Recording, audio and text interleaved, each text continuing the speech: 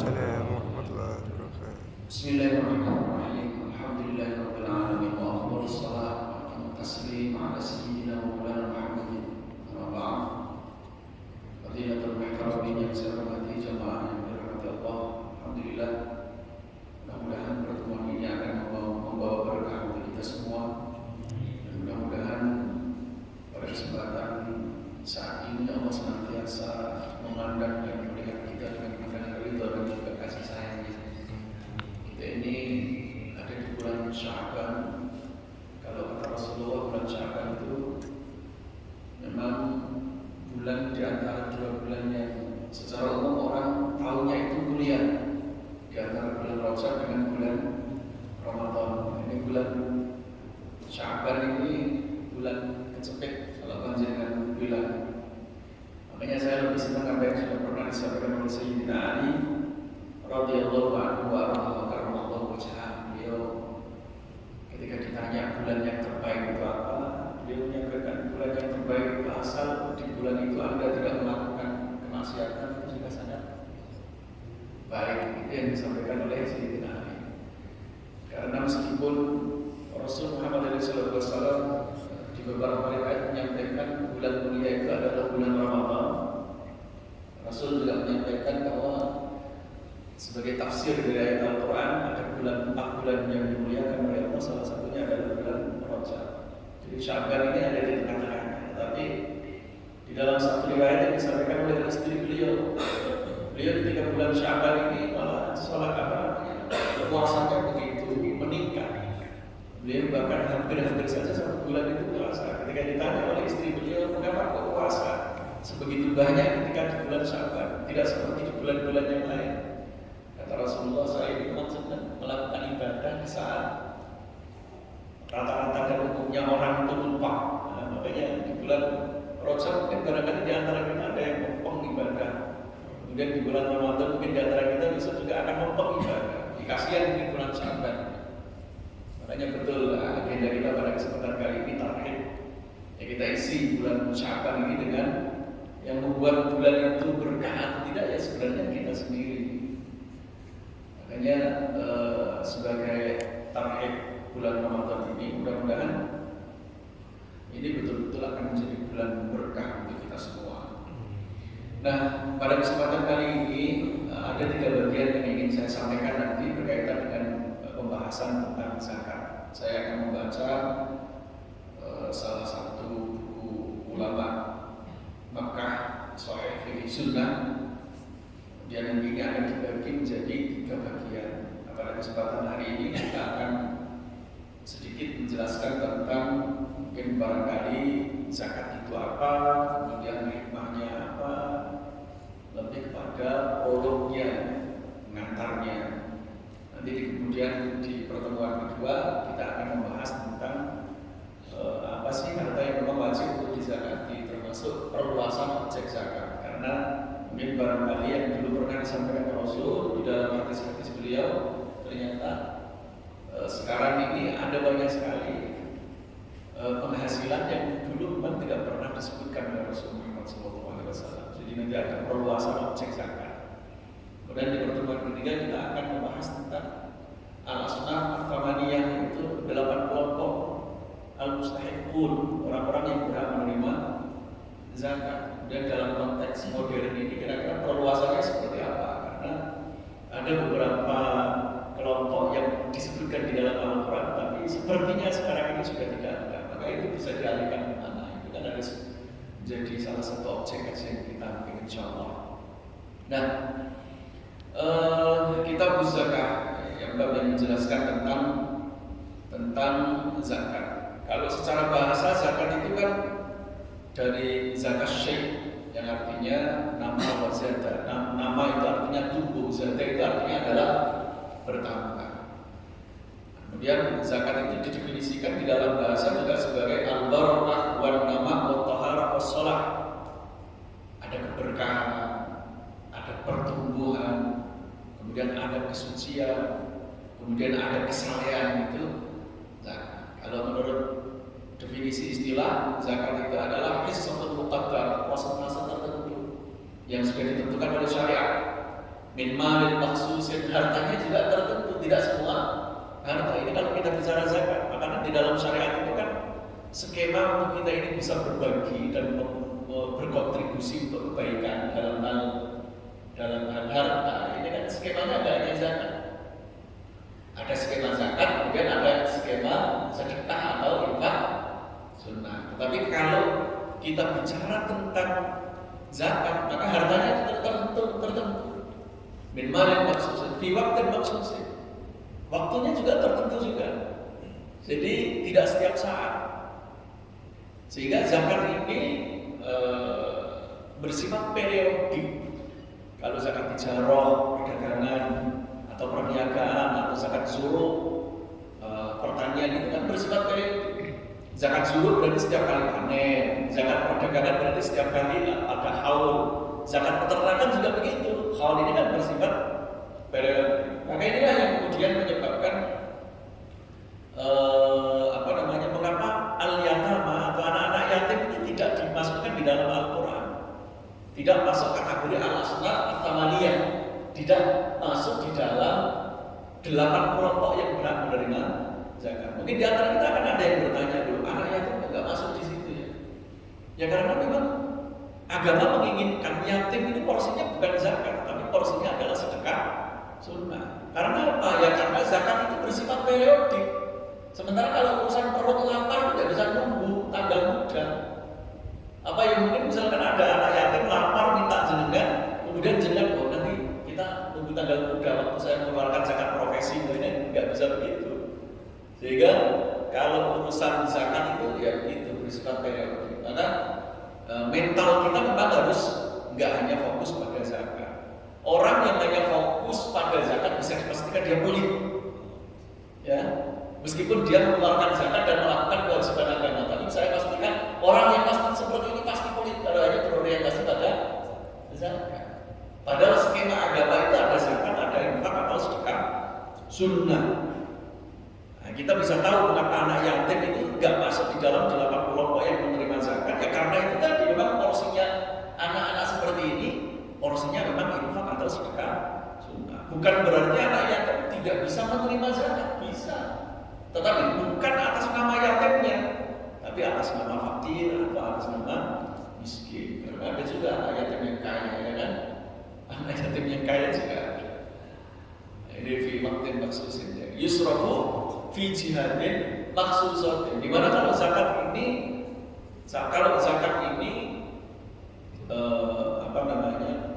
tasarrufnya di mana kita menyalurkan dana zakat itu memang tidak seleluasa kalau kita bicara tentang sedekah atau infak sunnah.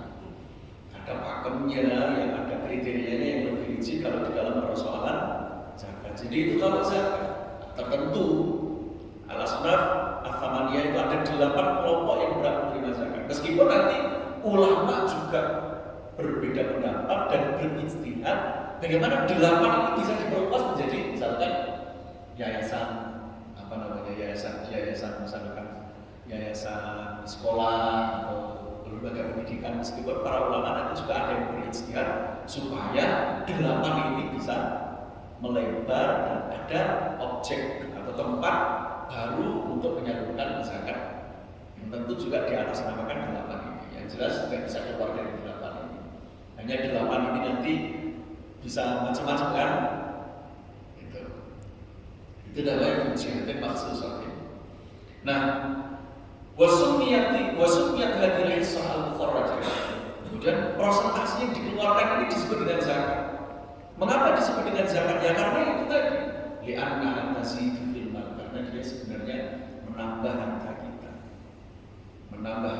Allati ukhrijat minhu wa tuwaffiru fil makna. Secara makna sebenarnya harta yang dikeluarkan itu bisa menyempurnakan harta kita. Kemudian ada ulama yang mengatakan wali'annaha tuzakki nafsal mutasaddiq. Karena dengan cara berzakat itu ada unsur tazkiyah. Bisa membersihkan jiwa dan hati orang yang mengeluarkan zakat. Tuzakki nafsal mutasaddiq. Jenengan kalau melihat orang yang kesusahan, kemudian jenengan membantu orang itu, ada kebahagiaan yang nggak bisa dihitung. Ada rasa kenyamanan dan kebahagiaan yang tidak mungkin bisa dirasakan oleh orang yang tidak pernah berzakat. Tidak mungkin bisa dirasakan oleh mereka yang pelit. Maka saya selalu sampaikan, sebagaimana yang pernah disampaikan oleh para ulama, orang pelit itu heran dengan orang yang dermawan. Loh kok bisa ya duit kok orang duwe Allah. Padahal orang yang dermawan itu heran dengan orang yang pelit. Kok bisa ya kok bisa duit kok. Karena apa? Karena orang yang dermawan itu dia merasa begitu bahagia dengan memberikan dan membantu orang lain, dan itu nggak dirasakan dengan oleh orang-orang yang pelit. Itu nggak bisa dirasakan. La yajuquha illa man adaqa. Tidak akan bisa mampu merasakan itu kecuali orang yang melakukan itu. La yajuquha illa man adaqa. Ya kan nggak bisa diceritakan. Enak itu. Ya kayak enak-enak dan ajar dulu, kita nggak bisa diceritakan, itu cerita, nggak bisa diceritakan, nggak bisa dideskripsikan, nikmatnya itu nggak bisa dideskripsikan, sehingga ya, para ulama mengatakan orang yang dermawan itu heran dengan orang yang pelit. Dia nggak tahu kalau orang memberi itu begitu bahagia, ada adrenalin yang terpacu dari dalam diri kita itu, yang mana adrenalin itu nggak bisa dipacu dengan hal-hal di luar memberi itu tadi, ya kan? Makanya jangan heran misalkan ada orang yang bergelimang harta, kayak yang bahagia, uripe yo seneng, tapi tersangkut narkoba, kurang apa dia punya masalah, apa dia punya kesusahan, semuanya ada, dia orang kaya, apa-apa dimiliki, tapi kok masih kena narkoba, ya itu tadi. Dia nggak bisa mencari kebahagiaan yang model seperti itu.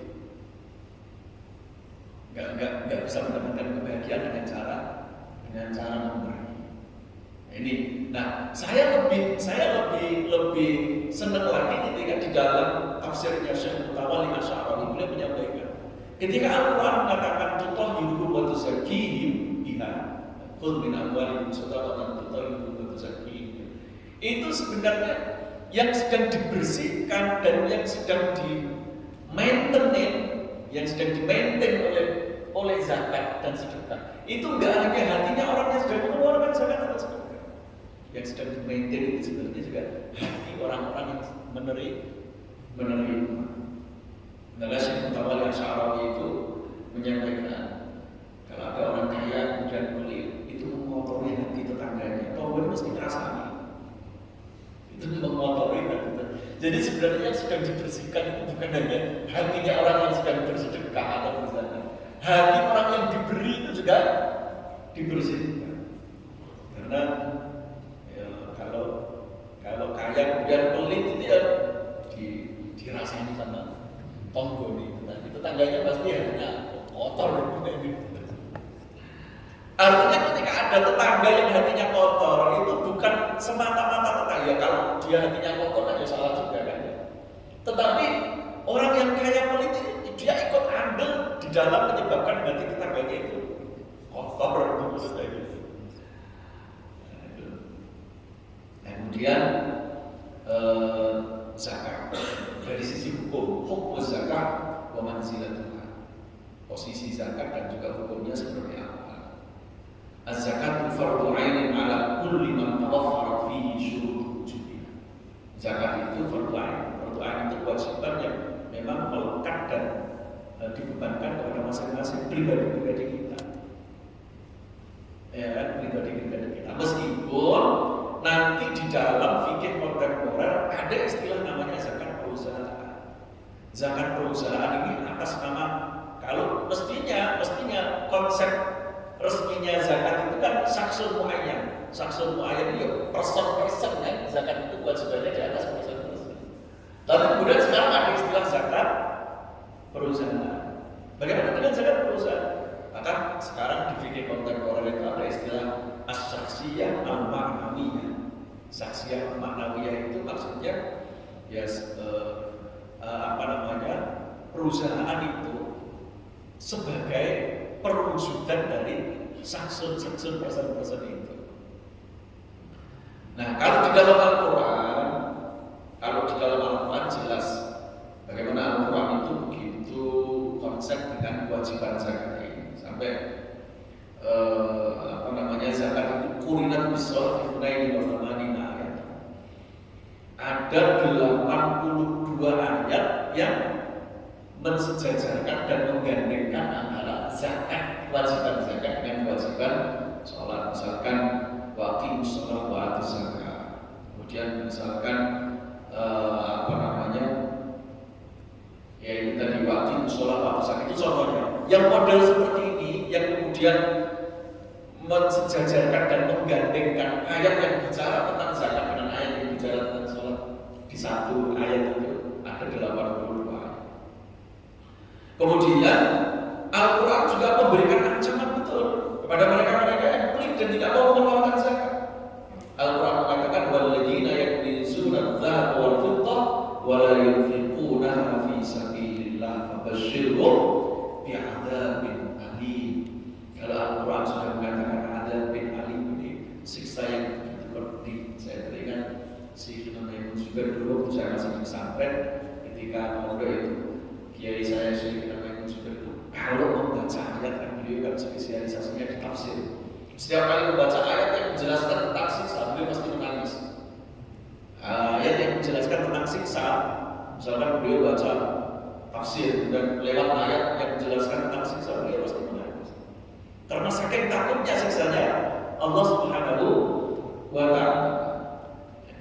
Ini ancamannya memang begitu di dalam Al-Quran. Mereka yang tidak mau mengeluarkan zakatnya. Kemudian konsep zakat itu sebagaimana yang disampaikan oleh Ibnu Abbas ini kan dari hadis yang disampaikan oleh Ibnu Abbas. Anna Nabi sallallahu alaihi wasallam lamma ba'atha Mu'adz bin Jabal ila Yaman. Dulu Mu'adz bin Jabal ini pernah diutus oleh Rasul kita untuk datang ke Yaman. Kemudian pesan yang dipesankan beliau adalah innaka ta'ti qauman ahli kitab. Engkau akan mendatangi kelompok orang yang mana kelompok orang ini termasuk orang-orang yang pernah mendapatkan kitab suci dulunya. Maka Rasulullah mengatakan fad'uhum ila syahadati an la ilaha illallah wa anna rasul. Ajak mereka untuk mau bersyahadat bahwa tiada Tuhan selain Allah dan aku ini adalah utusannya Allah. Kalau mereka sudah bisa melakukan itu, fa'alimu anna Allah azza wa jalla iftarada 'alaihim khamsa shalawat fi kulli yawmin wa lailah. Kalau mereka sudah mau melakukan itu, mereka sudah syahadat, maka ajak mereka, beritahukan kepada mereka bahwa mereka itu diwajibkan untuk melaksanakan sholat 5 waktu.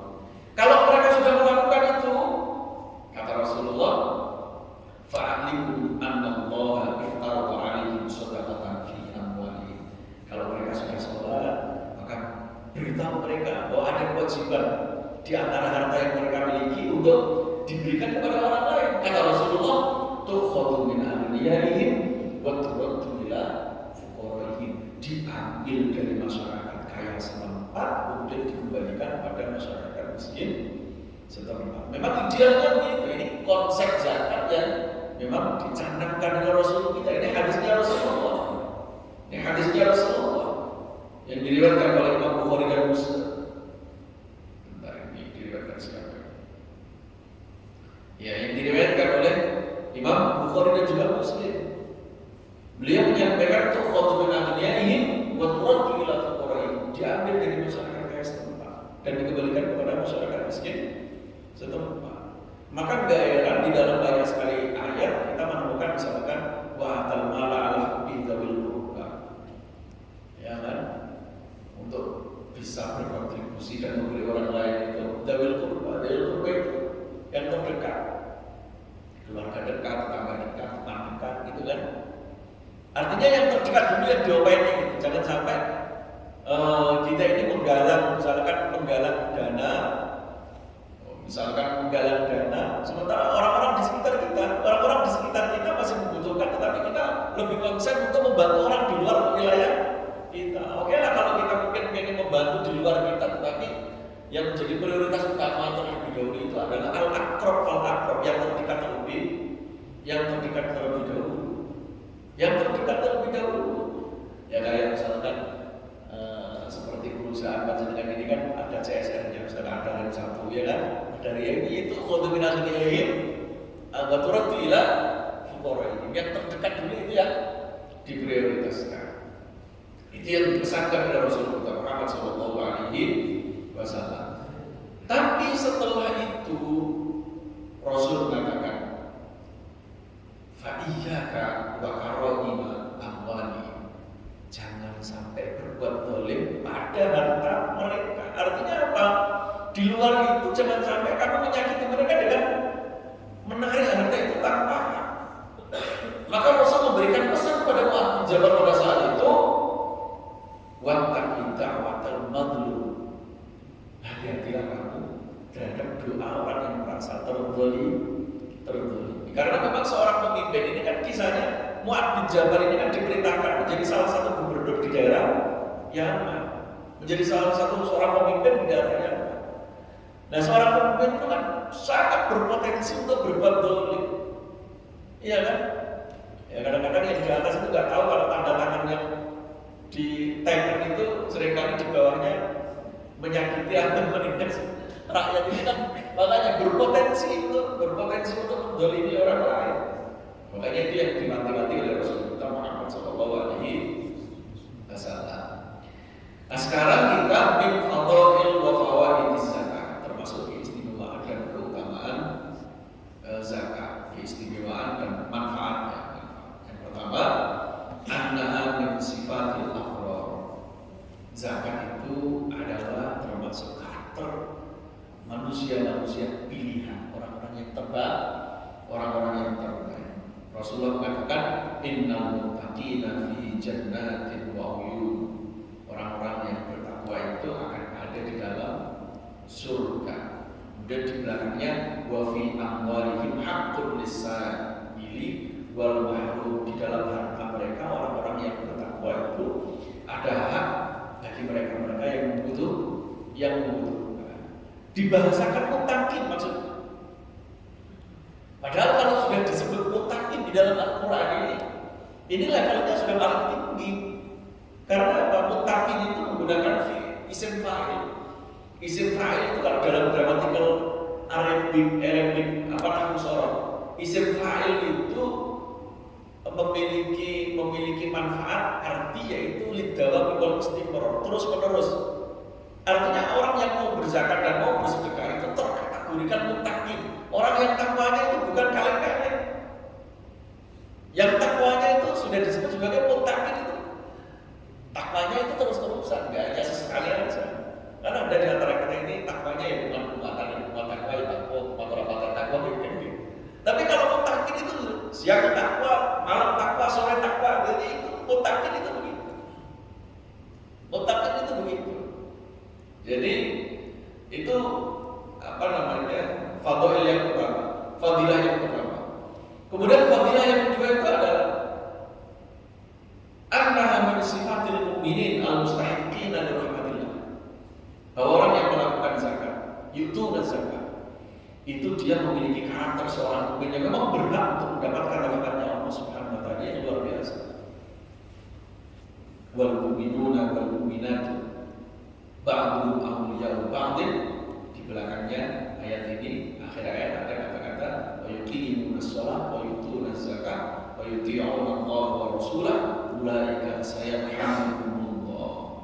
Orang-orang yang beriman, baik laki-laki maupun perempuan, mereka itu melaksanakan mendirikan sholat, kemudian membayar zakatnya, taat kepada Allah, taat kepada Rasulnya. Kemudian di belakang ada predikat ulaika sayarhamuhumullah. Mereka itu adalah orang-orang yang akan diberikan rahmat oleh Allah.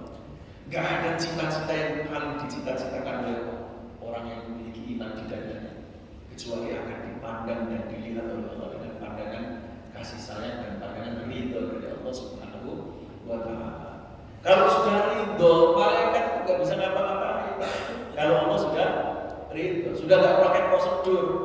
Mau masuk surga nggak usah pakai KTP, ibaratnya gitu. Nggak usah diperiksa STNK. Ini kalau sudah kita bicara tentang ridho. Kalau ridho itu kan sesuatu yang sudah di atasnya pahala, di atasnya pahala. Artinya pahala itu sudah nggak berlaku lagi, nggak usah ditimbang ini pahalanya sama maksiatnya banyak mana. Allah kalau sudah mendeklar bahwa Allah ridho pada panjenengan, itu sudah pasti lancar. Bahasa dari orang saya kira dua orang jeruk soalnya. Yang punya orang dalam. Nah, kemudian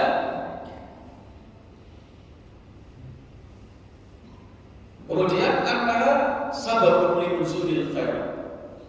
Termasuk salah satu keistimewaan zakat ini menjadi sebab akan turunnya kebaikan. Wa man'iha wa man'uha sababun fi man'iha. Kemudian orang yang tidak mau mengeluarkan zakat, maka itu bisa jadi menjadi sebab akan terhalangnya kebaikan. Kata Rasul Muhammad SAW di dalam sebuah hadis yang diriwayatkan oleh Ibnu Majah dan disahihkan oleh para ulama. Ini Rasul mengatakan wa ma mana'a qaumun zakata amwalihim, tidak ada seorang kaum atau kelompok orang yang mereka itu menolak, tidak mau membayar zakatnya, illa muni'ul qatra, kecuali pasti dia akan dibikin paceklik, tidak turun hujan. Walau lal bahain lam yumtur, kalau bukan karena hewan maka orang-orang itu tidak akan diberi hujan. Jadi pulau panjenengan ini harus berterima kasih pada hewan-hewan. Bisa jadi Allah itu memberikan hujan ke kita itu bukan karena kita, tapi karena hewan-hewan yang dikasihani itu sebenarnya. Ini kalau kata Rasul itu begitu. Kalau ada kelompok orang, kalau ada perkampungan yang mereka pelit semua, nggak mau sedekah, nggak mau zakat, nggak mau sedekah, nggak mau zakat, Allah akan menghentikan hujan itu turun pada mereka. Hujan ini bisa berupa bahasa kiasan, termasuk hujan rahmatnya Allah Subhanahu wa Ta'ala. Jadi kata Rasul, walau lal baharin lam yumtur, kalau bukan karena hewan-hewan itu mereka tidak akan mendapatkan hujan. Jadi orang yang seperti ini meskipun dapat hujan, tapi sebenarnya yang diberi hujan oleh Allah itu bukan mereka. Yang diberi hujan itu hewan-hewan itu loh, tapi kemudian mereka ketutan wae. Nah, ini yang disampaikan oleh Rasul kita. Nah, kemudian annaha dalilun ala sidqi imanin zaki. Orang yang berzakat itu menjadi tanda kebenaran dari iman orang yang mengeluarkan zakat. Karena apa? Karena begini, para ulama menulis annal mal mahbub lin nufus, sing jenenge dhuwit kuwi nyeneng gitu. Semua dari kita pasti seneng sing jenenge dhuwit. Nyatane iso bedakan antara 5.000 karo 100.000 gitu. Bisa membedakan 5.000 karo 100.000. Misalkan mau isi kota infak, nyatane sing dibilang yang sing paling cilik, misalnya kan begitu. Itu bukti nek panjenengan iki seneng karo dhuwit. Makanya panjenengan pasti kalau misalkan ingin berinfak, pilih sing ndi. Sing tuwa apa sing nom. Apa ya? Itu bukti nek panjenengan itu seneng dhuwit. Nah, itu manusiawi sebenarnya. Kita ini senang harta itu manusiawi. Wal mahbub la yubdalu illa ibtigha'a mahbubin mithli aw akthar. Sesuatu yang disenangi itu akan dikeluarkan oleh kita kalau kita yakin dan sadar bahwa sesuatu yang kita keluarkan itu akan kembali demi untuk sesuatu yang lebih besar. Engineer bilang Bapak duit 100 dengan ringan dan ikhlasnya itu bisa dipastikan jenengan itu punya rasa yakin yang tinggi, punya keimanan yang kuat bahwa apa yang jenengan berikan itu pasti kembali. Saya senang lagi apa yang pernah disampaikan oleh Syekh Mutawalli Asy'arawi. Beliau mengibaratkan itu petani. Petani itu kan kalau mau nanam padi itu kan padinya itu benihnya kan disawur, menyawur benih. Itu kan seakan-akan membuang harta. Ketika seorang petani nyawur benih, apa ada seorang petani nyawur benih emang cepat buang? Enggak ada. Petani yang menanam itu kan benihnya disebar. Apa ada petani yang kemudian menanam menyebarkan benih itu punya rasa eman di dalam hatinya? Eman saya dibuang kan enggak? Dia tahu itu berharga, tapi dia nggak pernah memiliki rasa eman. Kenapa? Karena dia tahu apa yang dia sebar itu pasti akan kembali berlipat ganda. Ini kan berarti kan kepercayaan. Artinya seorang petani itu ketika menyebar benih, dia begitu ikhlas, nggak ada rasa eman sekali. Itu karena dia meyakini apa yang dia buang nanti akan dikembalikan berlipat ganda. Itu yang menjadi keyakinan para petani. Nah, ulama sini juga begitu. Ketika memberi sesuatu ya karena ada keyakinan itu. Lah nek cek dua rasa iman berarti orang pati yakin. Nek cek dua rasa iman berarti orang pati yakin. Tapi bisa jadi iman dengan yakin ya sesuatu yang berbeda. Itu makanya di dalam Al-Quran itu kan ada bahasa ulaika ala hudan rabbihim wa ulaika humul muflihun. Ini saya ambil dari tafsirnya Syekh Mutawalli Asy'ari. Kata Syekh Mutawalli Asy'ari, orang yang beruntung itu orang yang bisa meniru pekerjaan petani. Ya kan? Makanya falah itu pertanian. Ya kan? Falah itu beruntung. Jangan ada hanya alal falah. Ayo kita menuju pada keberuntungan. Nah, nek ditasdid falah itu artinya petani, apa bahasa Inggris farmer itu. Betul ya? Petani. Falah itu kalau ditasdid itu artinya petani. Tapi kalau hayya 'alal falah itu artinya keberuntungan. Artinya mustaq dari huruf yang sama, fa'la hak. Kata Syekh Mutawalli Asy'ari rahasianya di mana kenapa kok? Oh, hubungannya petani kalau keberuntungan? Kok Al-Quran menggunakan bahasa begitu? Kata Syekh Mutawalli Asy'ari, ya karena orang beruntung itu yang bisa meniru pekerjaannya petani. Bagaimana pekerjaannya petani? Mathalul ladzina yunfiquna amwalahum fi sabilillah kamathali habbatin anbatat sab'a sanabila fi kulli sunbulatin mi'atu habba. Ayo ngijer siji bisa balik 700. Ini pekerjaan petani itu begitu. Ngijer siji balik 700 karena Al-Quran kan begitu. Makanya hebatnya Al-Quran itu begitu, memiliki bahasa-bahasa yang setiap orang bisa menjelaskan dan bisa menerjemahkan dengan berbeda dari perspektif yang berbeda. Nah, kemudian ada lagi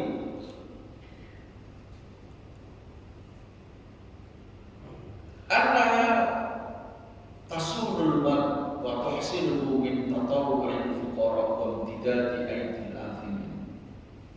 Bahwa orang yang berzakat dan bersedekah itu sama halnya dia menjaga hartanya dari orang-orang yang melihat harta itu.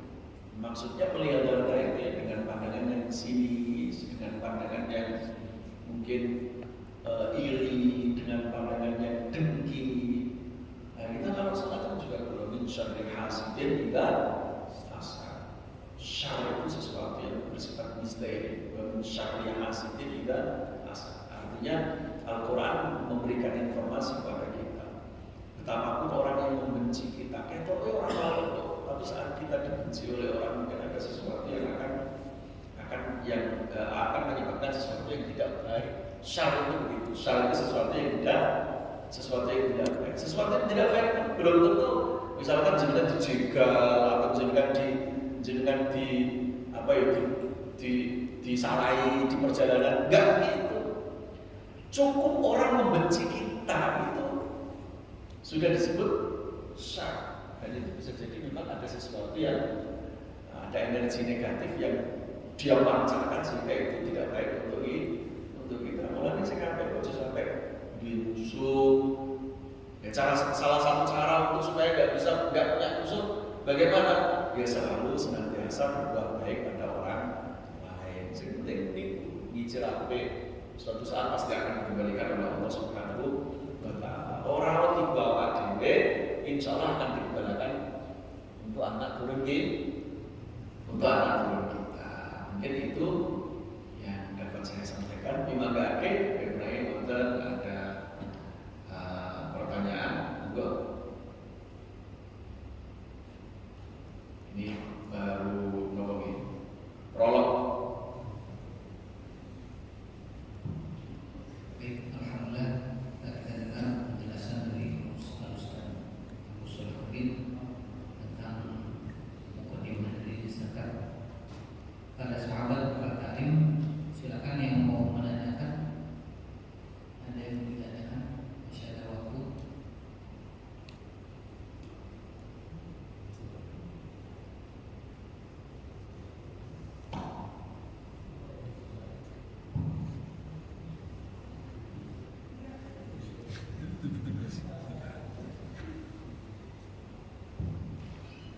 Assalamualaikum warahmatullahi wabarakatuh. Waalaikumsalam. Terima kasih Ustaz. Tadi di awal saya menunjukkan di jawabannya mengenai apakah zakat itu bisa mencapai untuk menerima zakatnya. Tapi masih belum ya. Ini ada pertanyaan Ustaz. Kalau misalkan kita punya sebidang sawah ya, terus kemudian kita pakai sendiri hasilnya, sedangkan hasilnya itu sudah melebihi masa zakatnya, itu bagaimana setelah diperbolehkan tidak zakat atau tidak disalurkan, kita pakai sendiri misalkan untuk tadi untuk yayasan sekolah. Jadi nanti itu akan kita eksplor lebih luas di pertemuan kedua mungkin ya. Tetapi secara gambaran itu begini, harta itu asal termasuk salah satu harta yang wajib dizakati, berarti ya wajib dizakati dengan ketentuan nyampe nisabnya. Nah, itu kan nyampe nisabnya. Nah nanti nisab itu juga kalau ini kan kaitannya kan dengan zuru pertanian ya. Nisab itu zulu atau pertanian. Nah, nisab itu kalau urusan zulu itu ulama juga beda pendapat. Nah, karena apa? Karena nisabnya zulu itu kan khamsatu awsukin, 5 wasak. Nah, zulu itu nisabnya 5 wasak. 5 wasak itu ada ulama yang mengatakan 630 gabah, kilo gabah. Ada yang mengatakan atau 520 beras. Kilo itu 520 kilo beras. Ada yang mengatakan bukan maksudnya 520 kilo beras atau 630 kalau berupa itu kilo ya. Tapi ada juga yang ukurannya itu sampai 1 ton lebih. Jadi dalam persoalan ini memang ulama beda pendapat. Biasa dalam lembaga zakat, kuwi juku ini sok paling cilik. Tapi nek sing duwe sawah, juku ini sok paling dhuwur. Di melok pendapat ulama sing paling dhuwur nek sing duwe sawah. Tapi nek lembaga zakat sing tukang narik zakat nek gawe nisab yang paling. Nah, mengapa kok ada perbedaan seperti itu? Ya karena memang kalau di dalam agama itu kita mengenal ukuran itu kan 1 mud. 1 mud itu kan milu hafnatul yadain al-muqtadilatain. 1 caluan ini 1 mud. Nah ini kemudian ketika dikonversi menjadi ukuran kilo. Nah ini caluan orang Indonesia, kalau caluan orang luar ya di caluan orang luar. Nanti orang Indonesia senengannya nih zakat kita 1,5 kilo. Karena caluan. Jadi memang itu tetap wajib dizakat kalau memang sampai nisab. Nah, apakah boleh ketika itu sampai 1 nisab kemudian kita zakatkan ke yayasan atau ke sekolahan? Ya tentu akan menjadi boleh dengan catatan mengikuti pendapat ulama yang yayasan atau sekolahan itu masuk kategori fisabilillah atau fisabilil khair yang disampaikan oleh mazhab Maliki. Tapi tidak semua mazhab memperbolehkan itu. Ya kan? yayasan. Nah, mungkin di antara kita ada yang dekat rumah punya yayasan, misalkan. Ada yang dekat rumah ada TPG, ya nyumbangkan. Nanti akan lebih detail kita kaji di pertemuan kedua ya. Nah, perluasan objek zakat. Karena hari ini kita menemukan harta yang wajib dizakati barangkali lebih banyak ketimbang dulu di eranya Nabi Muhammad SAW. Maka kalau di dalam fikih zakat itu ada ulama yang sangat luar biasa, namanya Syekh Yusuf Al-Qaradawi di dalam disertasi doktor beliau. Bukunya namanya Fikih Zakat. Banyak ulama mengatakan buku Fikih Zakat ini buku yang sangat luar biasa karena beliau melakukan sebuah rekayasa fikih kalau dalam bahasa sekarang itu taklif al-fikih, rekayasa fikih, sehingga beliau membahas zakat saham, beliau membahas zakat obligasi, beliau membahas zakat ini banyak sekali yang beliau sampaikan di dalam buku itu. Jadi nanti ada harta-harta yang memang wajib dizakati sebagai cabang dari apa yang sudah pernah disampaikan oleh Rasulullah SAW. Karena memang kalau yang maksur itu yang memang ada hadisnya ya. Kalau yang maksur atau yang ada hadisnya itu kan sangat terbatas. Nah, zuru itu tanaman pertanian itu pun hanya terbatas pada beberapa item saja. Sementara sekarang ini orang nggak punya kebun, para petani itu bukan petani padi. Kalau petani padi itu malah lagi susah-susahnya hari ini kan. Sekarang padinya lagi bagus-bagusnya, tapi harganya sudah nggak begitu tinggi. Lalu kan begitu. Sekarang orang kaya itu bukan nanam padi, nanam kopi. Padahal nggak disebutkan oleh Rasulullah Muhammad SAW. Nanam kopi, punya kebun kopi, kebun apa lagi? Sawit, kebun apa lagi? Ya kan? Nah, jadi itulah makanya ulama-ulama kontemporer itu dicontoh juga apa yang pernah disampaikan oleh Imam Hanafi. Kalau di dalam mazhab Hanafi apapun yang keluar dari bumi harus dijaga. Ya ayyuhalladzina amanu anfiqu min thayyibati ma kasabtum wa mimma akhrajna. Nah, itu apapun yang keluar dari bumi itu wajib dijaga. Nanti itu insyaallah. Mungkin barangkali yang lain juga. Assalamualaikum Pak Ustaz. Pak Kiai. Saya mau nanya mengenai dalam menyampaikan zakat ini kan nunggu nisabnya ya. Dalam fikih yang mungkin saya ketahui dalam 1 tahun kalau kambing misalnya 40 sampai 1 tahun beranak pinak. Dalam kondisi ini kita kan sebagai karyawan perusahaan, meskipun sudah mencapai nisab, tapi kondisi ekonomi rumah tangga atau perorangan kita berbeda-beda ya Pak Ustaz. Ketika orang tua kita masih hidup, boleh nggak kita meniatkan zakat kita untuk memberikan orang tua, atau tadi yang pernah disampaikan orang terdekat kita, dalam hal ini orang tua atau mungkin saudara. Mungkin itu Pak Ustaz. Terima kasih. Jadi yang dimaksud orang dekat itu selain man tajibu nafaqatuhum, di luar orang-orang yang itu memang menjadi kewajiban kita untuk menafkahi. Orang-orang yang menjadi kewajiban kita untuk menafkahi itu siapa? Orang tua, anak, istri, pembantu, 3 ini. 4 ini sebenarnya yang man tajibun nafaqatuhum, di mana kita itu wajib menafkahi mereka. Kalau di luar itu boleh, misalkan saudara, pakde, bude, itu boleh. Misalkan kita punya saudara yang kebetulan masih kesulitan atau masih miskin, kita memiliki keponakan, itu boleh. Tapi kalau orang-orang yang memang itu sudah menjadi kewajiban kita, kalau kita atasnamakan zakat nggak boleh. Lalu bagaimana supaya kita ini kan mungkin punya pemasukan, mungkin bisa dikatakan banyak, atau pengeluaran kita ternyata juga banyak. Mungkin ya masih rumah tangga, misalkan begitu kan. masih punya orang tua yang harus kita rawat. Ya kalau kita mengikuti pendapat ulama di mana zakat profesi itu dikurangi kebutuhan pokok, yaitu menjadi pengurang. Menjadi pengurang. Kan bisa kan?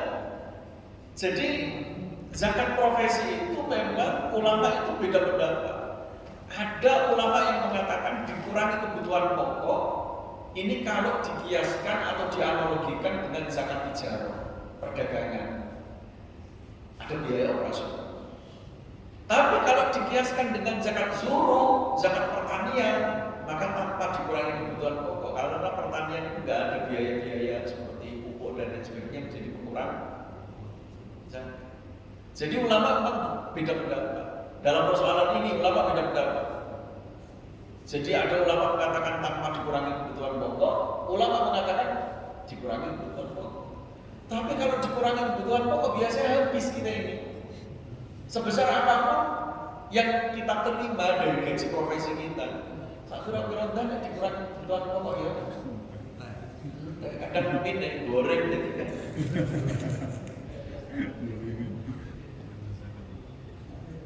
Jadi itu kalau dikurangi kebutuhan pokok. Tapi faktanya memang ulama beda pendapat. Ada dua pendapat itu. Ada yang dikurangi kebutuhan pokok, ada yang tidak dikurangi kebutuhan pokok. Lalu bagaimana misalkan kita pengen itu menjadi mengikuti pendapat ulama yang dikurangi kebutuhan pokok karena kita merasa misalkan masih punya orang tua yang dirawat, yang sakit dan lain sebagainya, ya boleh saja. Tapi sebenarnya prinsip yang ingin ditekankan agama itu sekecil apapun itu jangan menghindarkan Anda untuk berkontribusi. Sekecil apapun intinya harus berkontribusi. Artinya yang kita bicarakan itu tidak ada persoalan zakat. Kalaupun kita mengikuti pendapat ulama yang harus dikurangi kebutuhan pokok, setelah itu kita hidup ternyata kita nggak wajib zakat, itu bukan alasan kita nggak bersedekah kan? Itu maksudnya gitu. Makanya jenengan misalkan pengen mengikuti pendapat yang dikurangi kebutuhan pokok, ya monggo. Tapi jenengan tetap punya kewajiban sebagai seorang muslim untuk terlibat dalam kegiatan sosial. Skemanya bisa menggunakan zakat atau infak sedekah sunnah, dan itu kan fleksibel, boleh berapapun yang Anda inginkan. Intinya itu yang penting jangan sampai tidak terlibat dalam kegiatan kebaikan, itu yang paling penting. Jazakallahu khairan atas penjelasannya. Jadi kita cukup sampai di sini. Jangan semuanya di hari ini dihabisin ya. Nanti minggu depan ada lagi. Ya, insyaallah minggu depan saya ada kajian, nanti hadir lagi. Karena kalau sekarang dijawab sama Ustaz, besok boleh datang lagi Ustaz. Baik, kita cukupkan taklim kita. Mohon kepada Ustaz untuk memimpin doa penutup agar keberkahan kita semua. Bismillahirrahmanirrahim. Allahumma rabbana la tu'akhidhna in nasina akhtana. Allahumma ja'alna lana akhrijna min dhurriyyatina wa akrimna bi dhurriyyatina wa sahih akhlaqna bil hilmi ja'alna ya Allah. Allahumma fa'alna bima 'allamtana wa 'allimna bima yanfa'una wa rzuqna ilman tanfa'una bihi. Rabbana atina